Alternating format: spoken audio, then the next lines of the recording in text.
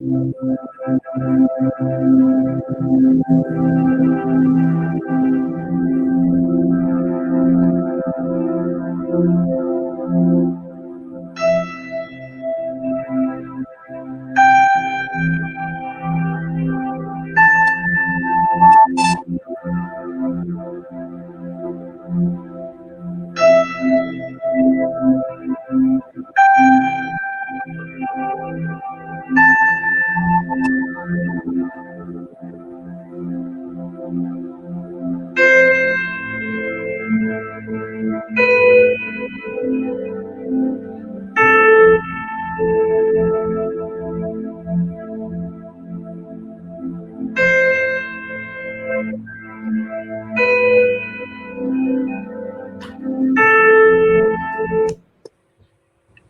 Kikisip, and on this fine Aboriginal Day and Father's Day, I would like to welcome you to the launch of Janet Morrison's new book, The Hawk and the Hare. My name is Jonas Cote, and I am the principal at Chief Gabriel Education Complex. As a teacher on our staff, Janet is always looking forward to engage and inspire our students through land-based learning and other events. This book is an extension of that effort and reminds us how important it is to share stories like this. Before I turn the presentation over to Janet, I would like to tell you a bit about how today's events will operate. We have a number of speakers and 3 readings, which will be followed by a question and answer session. If you would like to ask a question at any time, you can do so by clicking on the Ask a Question button on the right-hand side of your screen. Janet will respond to all questions after the formal presentation has concluded. I would like to thank you for joining us this morning and ask Janet to tell us more about her book.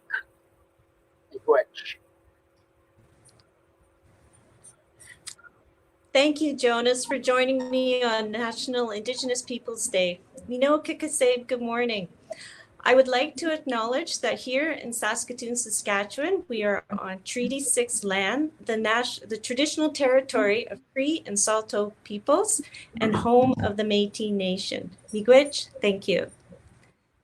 In 2008, I received the spirit name, Standing Tidal Horse Woman, from a Cheskosis, a Cree elder, and I'm very grateful and still learning to understand the nuance of the name. I grew up in a neighborhood with several veterans, and on Remembrance Day, the old soldiers would drink a little whiskey and sing a few Vera Lynn songs around the piano. And from my understanding, Vera Lynn just passed away a couple of days ago. When I was around 11 years old, I asked my father why he went to war, and he said to help people. And over the years, I asked him a few questions, but like most veterans, he steered away from the topic. And at that age, I didn't have the sensitivity or the maturity to understand what he had been through. So my father never talked about his experiences, but I was always curious. And I wanted to travel for years and years. I wanted to travel the exact route that his regiment traveled. So there he is there, Ewan Morrison. So then I decided to write the book. And as the book evolved, I really wanted to celebrate the friendship between a Native and a non-Native soldier. So as you can see, there's Ewan Morrison. He was a Saskatchewan farm boy and enlisted in Regina when he was 20 years old. And infantry soldiers in those days made $1.50. And it was good money. It was paid more than being a farmhand at the time. So Ewan crossed the Atlantic in 1943 and was transferred to the Royal Hamilton Light Infantry in 1944. This photo here that you can see is my father's platoon. The Rileys was the nickname for the Royal Hamilton Light Infantry. And Ewan is the soldier standing on the far left first row. And many prairie boys ended up in Ontario regiments.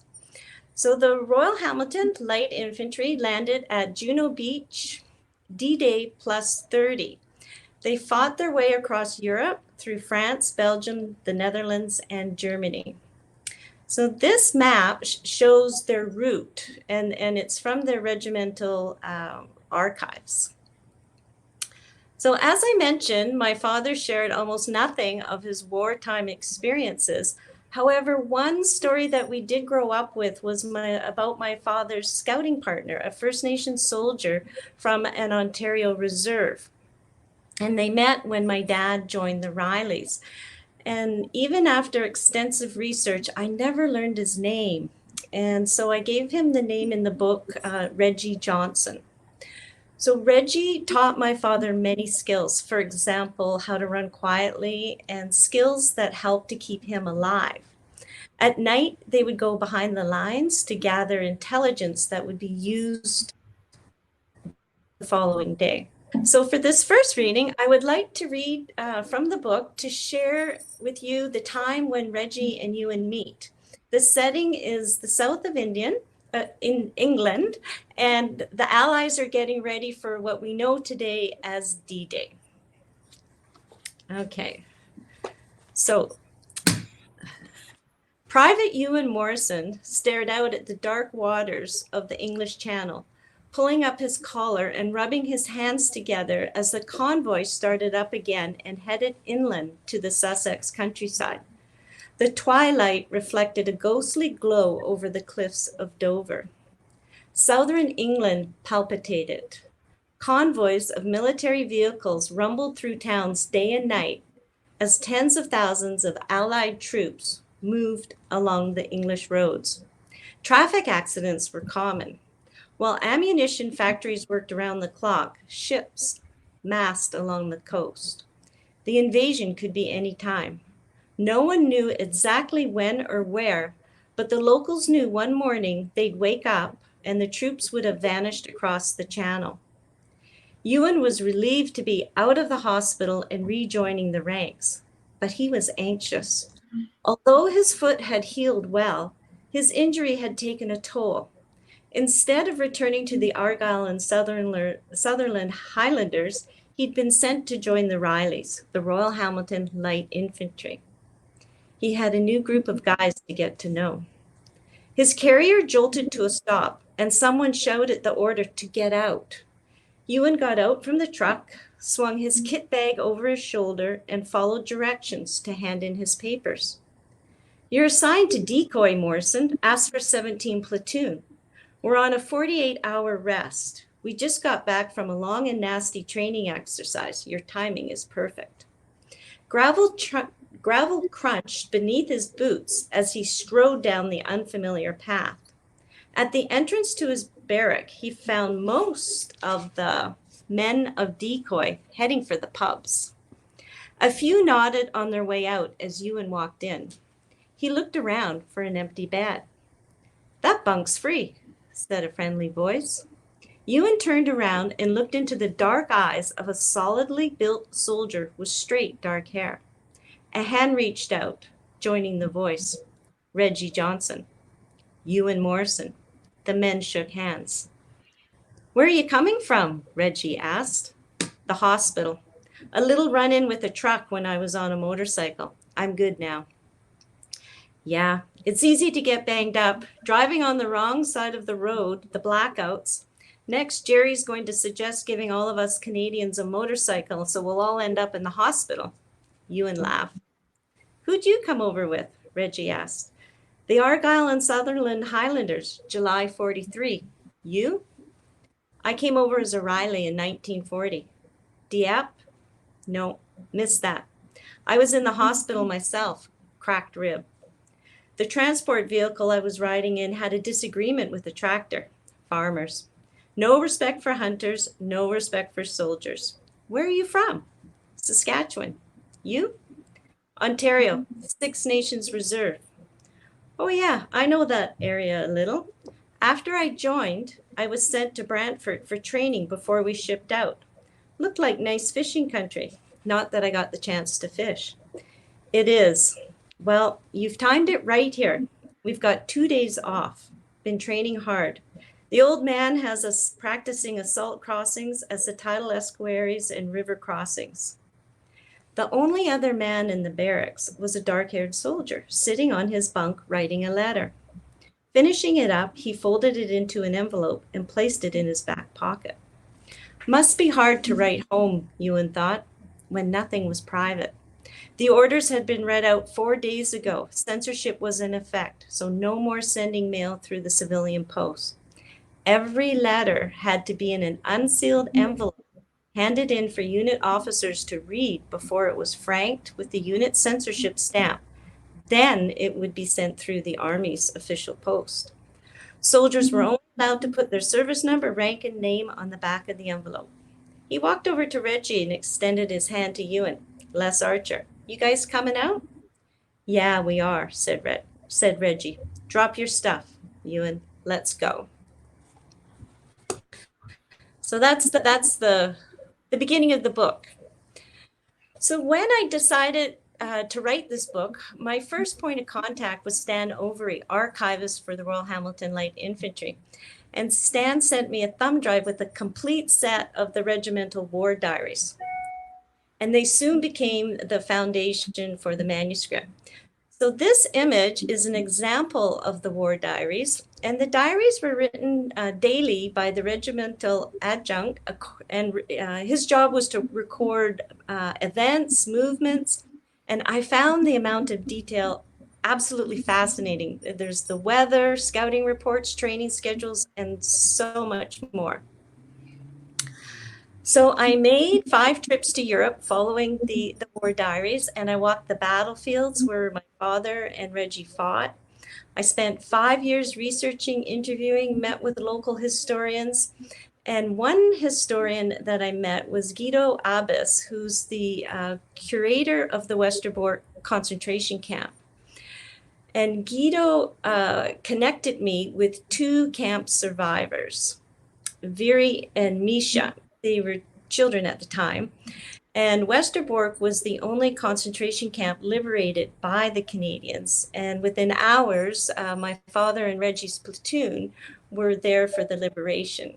So on one of my trips last October, while in the Netherlands, I met Colonel Tim Young, Canada's defense attaché to the Netherlands, Belgium, and Luxembourg.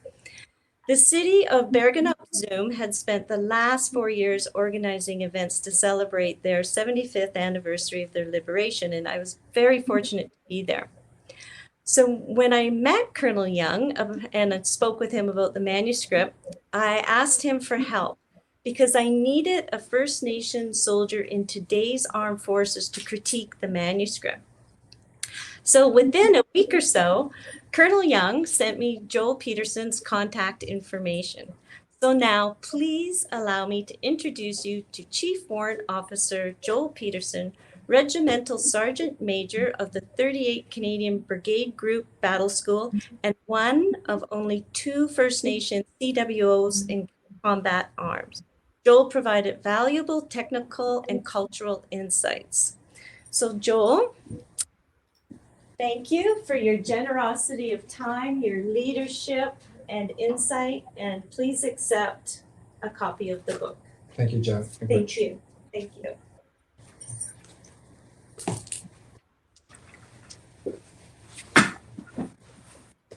Good morning, Tanse. Joel Pedersen, Siga Sun Saskatoon Oche. My name is Joel Pedersen. It is an absolute pleasure to be a part of this virtual book launch for Janet's book. And it's great to be a part of it. I know that initially this was supposed to take place in Holland, but because of COVID, not able to do that at this time. So I'm a true believer that everything happens for a reason. And here we are today on Indigenous Peoples Day in Saskatoon, in the province where Janet's family, her father, came from. I'm going to do a little bit of a discussion here real briefly about the role of the infantry soldier, in particular the reconnaissance soldier, and that of a scout. To this day, it is still imperative that leaders do reconnaissance patrolling, and the scout is vital to that.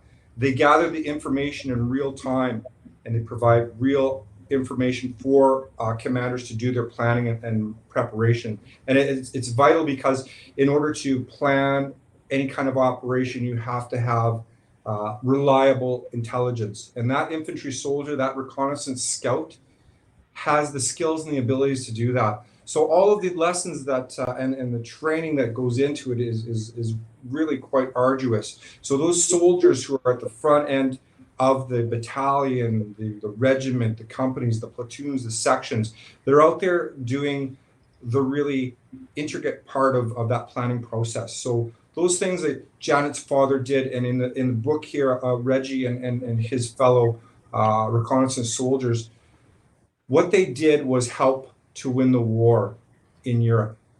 And the lessons that were taught there have been passed on from generation, from UN peacekeeping missions to operational missions to Afghanistan to current day operations throughout the world.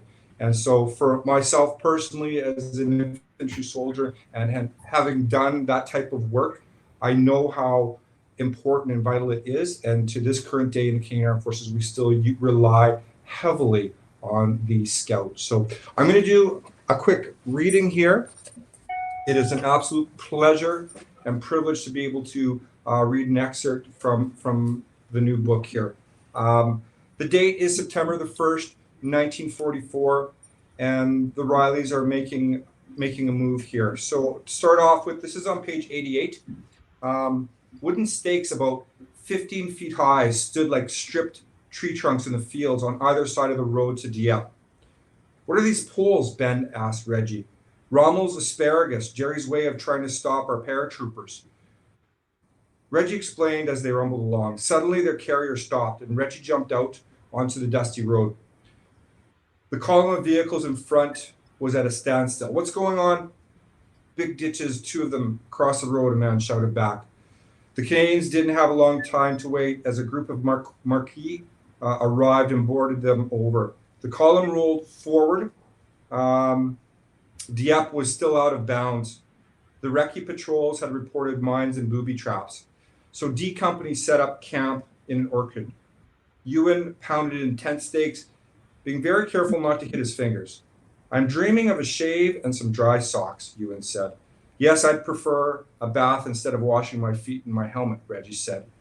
Set up the tent faster, Morrison. You're not going to be a lance corporal. What? I'm getting a promotion? Does that mean I get a bath and clean clothes? Ewan said, scratching his back. I can't take the lice and fleas anymore. I don't know if I have any skin left. A medic had given him some calamine lotion to help soothe that. Let's hope there's a nearby stream and enough gasoline to run a water heater so the mobile bath can be set up.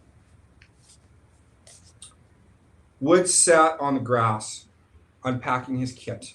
He said, hasn't anyone ever thought of a summer uniform? You'd think someone would have come up with that, something cooler. This wool is damn horrible in the heat, and it's itchy, and it takes forever to dry when it gets wet. Ewan, with a handsome face like mine, it's going to be tough to impress the ladies with my French looking like this. Hey guys, come on, look at this, Ben shouted. He waved the rest of the platoon over to a flat bit of land beyond the edge of the orchard. He was crouched next to a concrete pillbox, and his hand on something hidden in the grass. It looks like an old cannon, said Cowboy. Hasn't been in action for a long time. Looks like it's spiked. He pointed to what looked like a bolt head. Reggie stood next to the deep round pit. This is one of Jerry's mortar pits. There's more, there and there. The ground around them was dotted and abandoned sites with the enemy's heavy artillery. This is where they would have fired on the guys trying to take Dieppe. Reggie shook his head and looked towards the sea. The men stood silently. Morgan, who transferred in from B Company, said, that was a disaster. That was. Too many good men died. Were you there, Corporal Johnson? Asked Ben. No, I was in a hospital with cracked ribs, but I knew men who were and who died there. It was Morgan who told Ben the story of 1942, the 6,000 almost all Canadian who had sailed across the English Channel at the night of the 18th on a mission to destroy the enemy infrastructure around and in Dieppe. We were a test run for future invasion. We were supposed to strike the fear of God into Jerry and boost morale for the Allies. Instead, the Germans found out we were coming and they were waiting for us.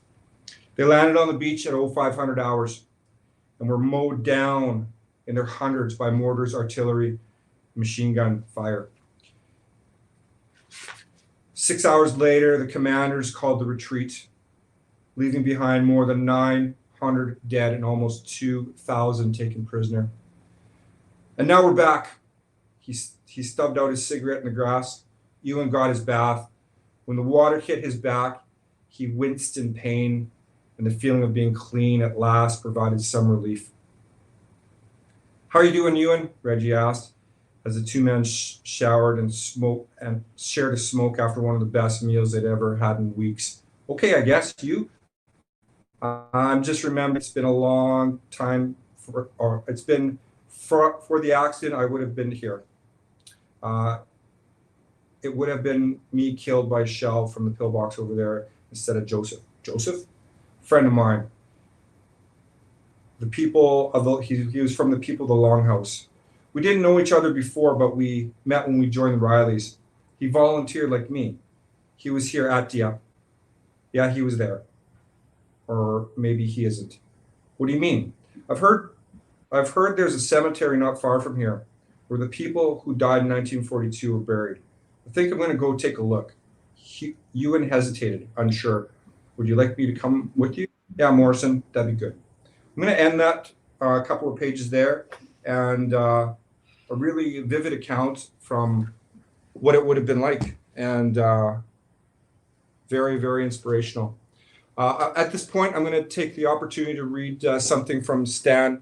Unfortunately, due to technical difficulties, we weren't able to have him read this. I'm just going to read this couple of paragraphs from Stan, who's from the Royal Hamilton Light Infantry. He's the archivist. In 1961, I enlisted with the Royal Hamilton Light Infantry. In 1965, I started a 38-year career with the Hamilton Fire Department. Most of the officers and senior men in the fire department were either World War II or Korean veterans. Several of them were Riley Dieppe veterans. By coincidence, they were all taken prisoner by the Germans. Talking to them about the war wasn't a problem for me as long as I didn't break the rule when talking to veterans. Never asked them if they killed anyone. I found most of their stories were funny. I think by finding humor in a horrific situation relieves their tension. It was the same with the fire department. We would return from the station after a tragic fire and find something to laugh about it. We called it gallows humor. One Dieppe story I clearly remember was told to me by Lloyd Rutherford. He and several men were in the sea and clinging to the back of a channel marker. When the water current turned the marker, the Germans would spot them and open fire. Rutherford and his men quickly moved to avoid the line of fire. They spent most of the morning doing this until the shooting stopped. Then they all swam to the beach and were taken prisoner. They're all gone now, along with their stories. I became the curator of the Riley Museum in 1993. I love collecting military artifacts. So what better place to do that than in a military museum? When the Commonwealth War Graves Commission had their collections of all the war dead, there were many of interest in researching the veterans started. As curator, I started to receive emails and letters, even from England, requesting information of individuals that had died in the Second World War. It's my belief that if a veteran's name is forgotten, it's one as if he or she never existed. When Janet contacted me for help, it's what I could do. So again, very grateful for Stan and his assistance providing some of that reconnaissance for Janet as she prepared the book. And again, we look at that reconnaissance soldier, and it's in different variants throughout life. I'm going to take the opportunity now to introduce to you Grand Chief Stephen Ross. He is the Saskatchewan First Nation Veterans Association Grand Chief. It is my pleasure to introduce you to Chief Ross. Chief Ross, Tanse Miigwech. Thank you, and good morning. Thank you for the invitation.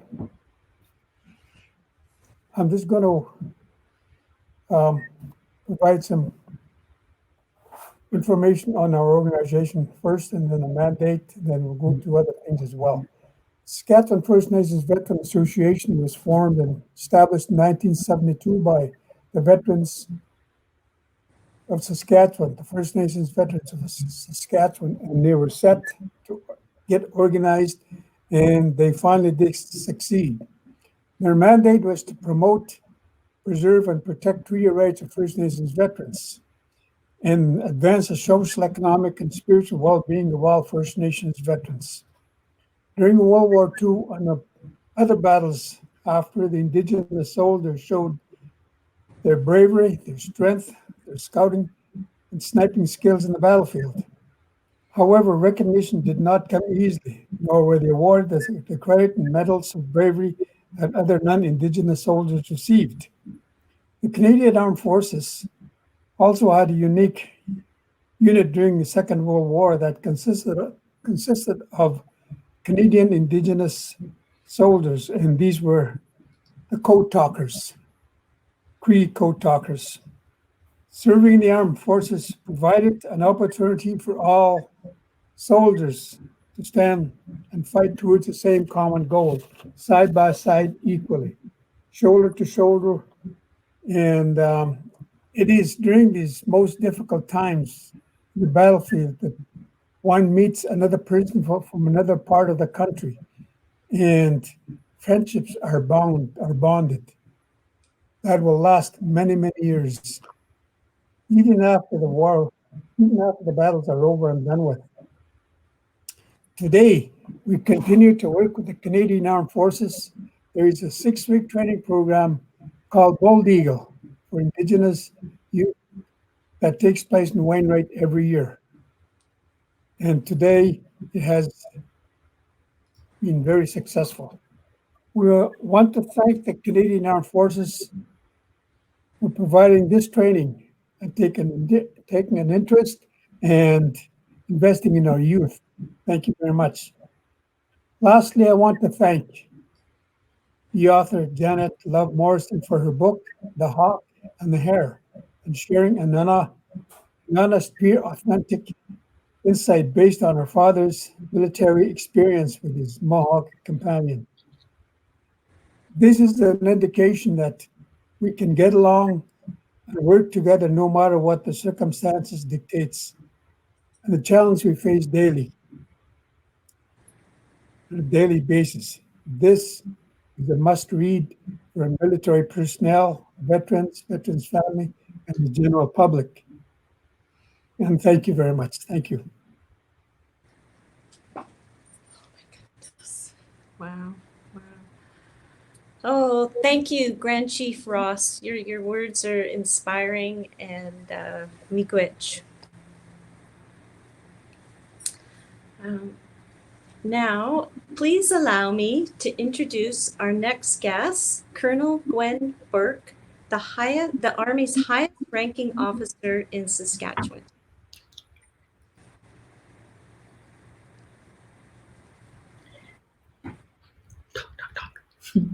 Right. She's joining us.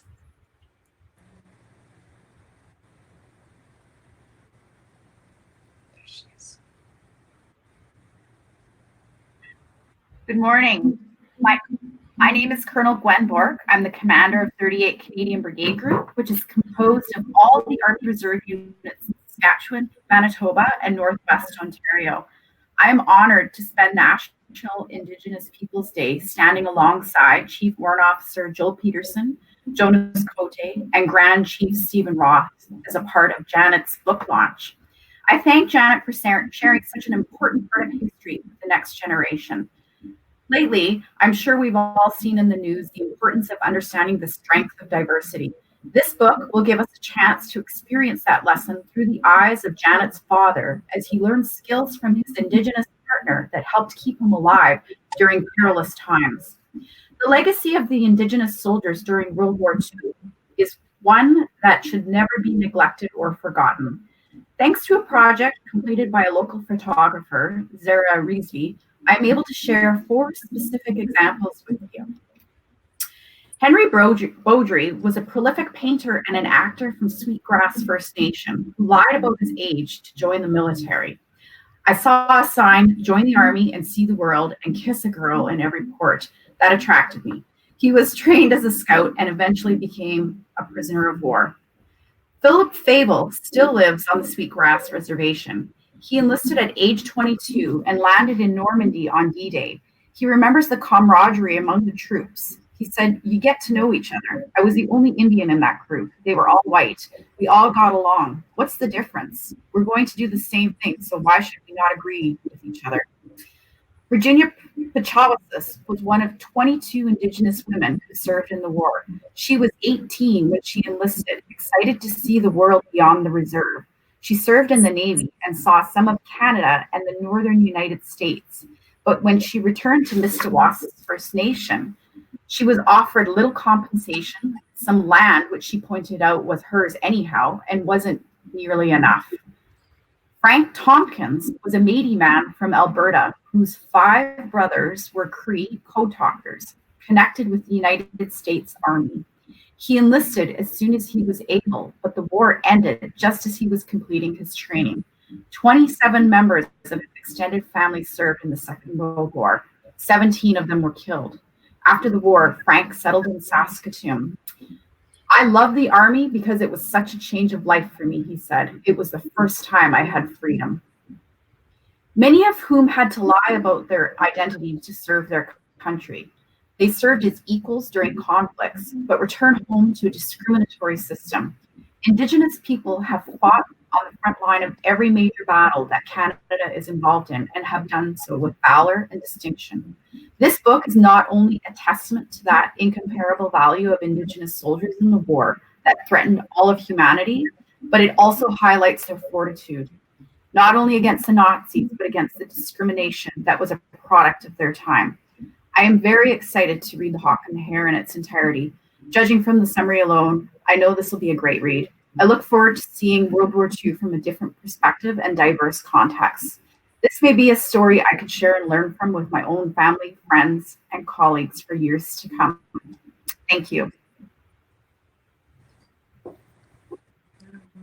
Oh, thank you, Colonel Bourque, though. Your words are very heartfelt. And thank you for sharing those wonderful stories of Indigenous veterans. So, and I'm really pleased to say that the photographer, Zara Rizi, is in the audience today, and I'm going to invite her to say a few words about the project. Sadly, Janet, I'm afraid that I cannot. I think she may have had technical difficulties and she hasn't been able to join us. So unless she's just come in now, just bear with me. I'll see if I can find her. No, she's not showing up in my list. So I think we just have to thank Sarah so much for giving us the permission to show her photographs. Yes, thank you, Zara. I would like to share a remarkable story. I had just finished teaching on the Cote Reserve for 1 year. I just finished my first year, and I went back to British Columbia for the summer months. And we have a family trunk at my sister's house. So I was going through all the old photographs, and I found this little black book of my father's from the war. And I couldn't believe it. So I opened it, and you'll see here, if you look down, you'll read Frank Joseph Cote, Kamsack, Saskatchewan. So this, I was absolutely, I couldn't believe it. I texted Jonas, my principal, right away. And after connecting a few dots, we figured out that Frank Joseph is Jonas's uncle. So 75 years later, I end up working at Cote, and Jonas is my principal, and 75 years later, it was just so shocking. It was such I thought, who needs fiction? So, and in fact, 2 Cotes, Albert and Frank, both fought with my father. So that was just a remarkable coincidence. So now back to the book. After their friendship evolved, Reggie had asked Ewan to visit his mother on a reserve if anything happened to him. So it is now February 1945, and the Allies are advancing into Germany. And Ewan and Reggie are having a quiet moment before going into battle. Okay, so 2 days later, Ewan and Reggie were leaning against a damp wall, sitting on their ground sheets as the dawn made the overcast sky slightly less gloomy, though hardly bright. "That sky looks like rain, I think," said Reggie. "But I don't know this sky, so maybe I'm wrong." "Going to make the roads even worse," said Ewan, looking at the mud, "if that's possible. The kangaroos will struggle. The kangaroos were carriers that moved the troops." "We'll be on foot anyway. Trust your feet, Ewan, remember." Reggie smiled, then stopped, looking up at the sky once again. "I never thought I would come this far. Germany, it's a long way from home." He shook his head. "I wonder if I'm the first for my reserve to be this far from our land. This will be my last fight. I won't make it. I'll be heading over that hill and not returning." Ewan was alarmed.